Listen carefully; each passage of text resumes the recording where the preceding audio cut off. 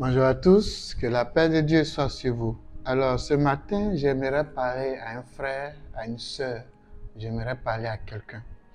Nous sommes en fin d'année, l'année tire à sa fin. Bientôt une nouvelle année va commencer.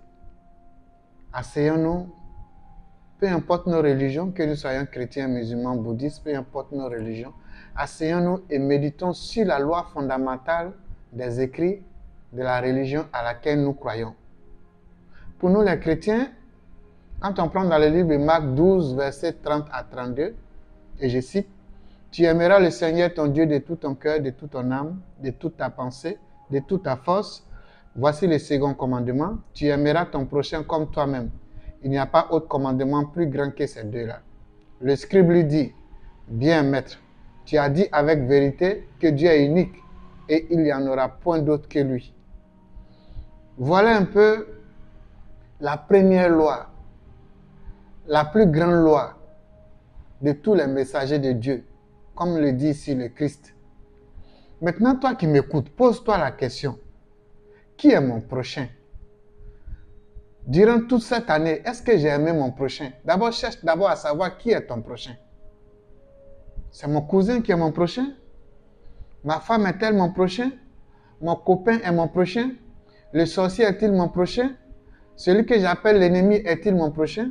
Si tu trouves la réponse, aime-le, aime-la.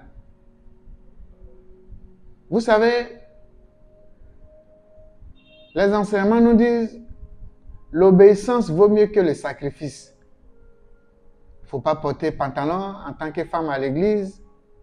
Ça, ce sont des sacrifices. Il ne faut pas faire action prophétique, c'est démodé, ce n'est pas grave, c'est des sacrifices.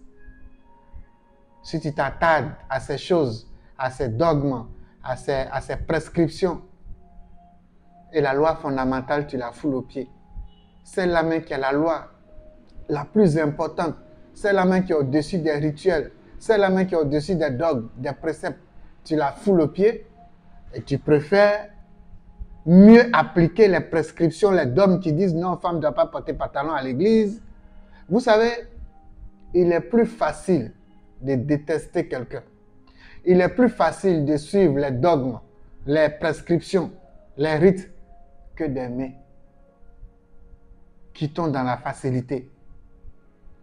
La voie de l'amour, l'amour du prochain, l'amour de ceux qui nous font du mal, qui nous persécutent, c'est cette voie-là qui est pleine d'épines.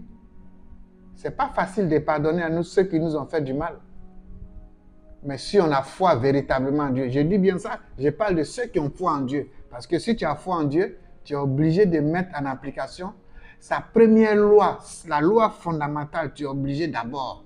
Et les autres lois, les dogmes seront basés là-dessus. Mais toi, est-ce que tu t'appuies sur cette loi fondamentale? Est-ce que tu aimes ton prochain? Vous allez voir dans le livre de Luc 8, versets 20 à 21, nous dit ceci. On lui dit, ta mère et tes frères sont dehors et ils désirent te voir. Jésus leur répondit, ma mère et mes frères sont ceux qui écoutent la parole de Dieu et qui la mettent en pratique. Quelle est cette parole de Dieu qu'ils mettent en pratique? La loi fondamentale, la première loi, la plus grande loi qui tient à cœur à Dieu, l'amour de Dieu, l'amour du prochain. Celui qui fait ça, il est ton frère. Celui qui fait ça, il est ta mère. Celui qui fait ça, il est ton père. Si cette loi était respectée, vous allez voir que tous les hommes sur cette terre des hommes, ils allaient être des frères consanguins, comme s'ils venaient du même père, comme s'ils venaient de la même mère. Parce que cette loi fondamentale qui est la loi de l'amour nous unit tous. Si ton frère qui est sorti du même ventre de ta mère que toi peut t'aimer, peut te pardonner certaines choses, est prêt à te donner son amour, son affection, te nourrir.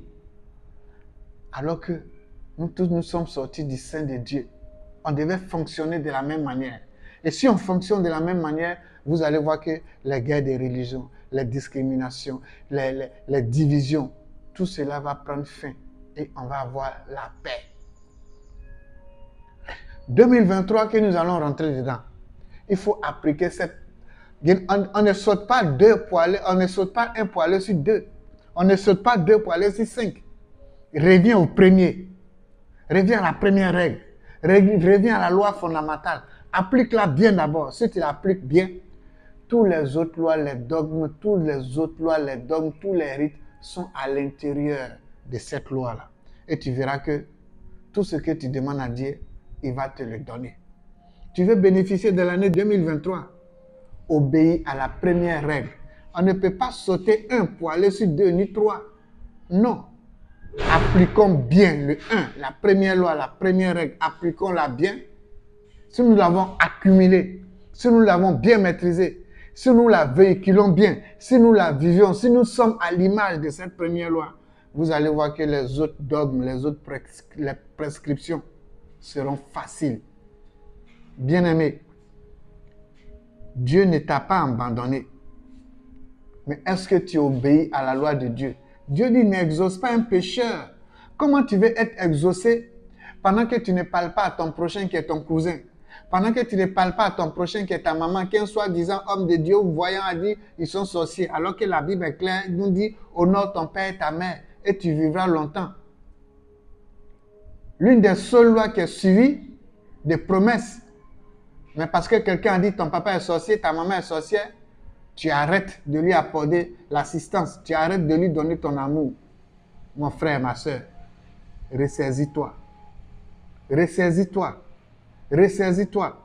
C'est pourquoi Proverbe 25 au verset 21 à 22 nous dit, si ton ennemi a faim, donne-lui du pain à manger. S'il a soif, donne-lui de l'eau à boire. Car ce sont des braises ardentes que tu amasses sur sa tête.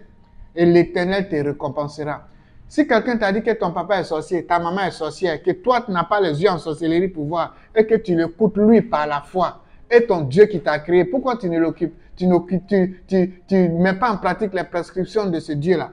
Si tu es capable de mettre les prescriptions d'un voyant, d'un prédicateur, d'un pasteur, d'un imam en pratique jusqu'à renier ta maman parce qu'il dit elle est sorcière. Mais eux, ce Dieu-là qui nous a créés, nous tous, qui nous a donné une loi fondamentale qui nous dit d'aimer ceux qui nous font du mal. On suppose même que ta mère t'a fait du mal. Tu vas obéir à la prescription de Dieu qui te dit qu'il faut l'aimer ou bien à la prescription de ton pasteur qui dit qu'il faut la chasser, il ne faut pas la nourrir. Est-ce que ça dit que ton pasteur, ton prophète est plus fort, est plus puissant que Dieu? Dieu n'exauce pas un pécheur. Tu es un pécheur, il faut reconnaître que tu as péché devant Dieu. Ressaisis-toi rapidement avant de rentrer en 2023. Va te réconcilier avec ta mère en appliquant Proverbe 25, verset 21 à 22 qui nous dit, si même elle est ton ennemi, elle est ta sorcière, elle est ton sorcier, il faut la nourrir. Il faut lui accorder de l'obéissance. Il faut lui accorder du respect. En demeurant dans la loi, dans les prescriptions de Dieu. C'est en ce moment que tu vivras longtemps. Et Dieu va dire, il va te récompenser. Mais si tu ne le fais pas, ta sentence va t'accompagner à 2023.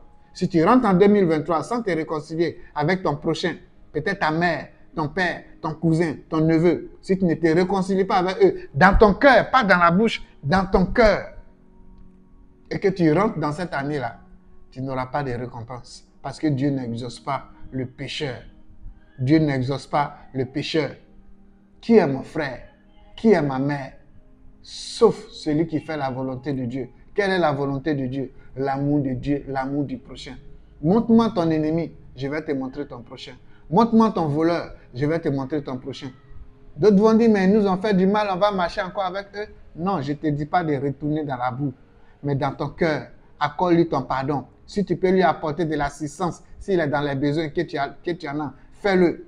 Si tu ne peux pas, prie pour lui. C'est en cela, devant Dieu, tu seras délié de tous ses péchés et tu auras ta récompense. Donc, toi qui viens de m'écouter ce matin, que l'année 2023 soit une année d'abondance, de prospérité, d'une santé parfaite, de bénédictions à tous égards dans ta vie, celle de ta famille, tes enfants, jusqu'à votre 4e génération, au nom de notre Seigneur Jésus-Christ. N'oubliez jamais, vous n'avez pas d'ennemi, mais vous avez un prochain. Que Dieu vous bénisse, Père dans le cœur.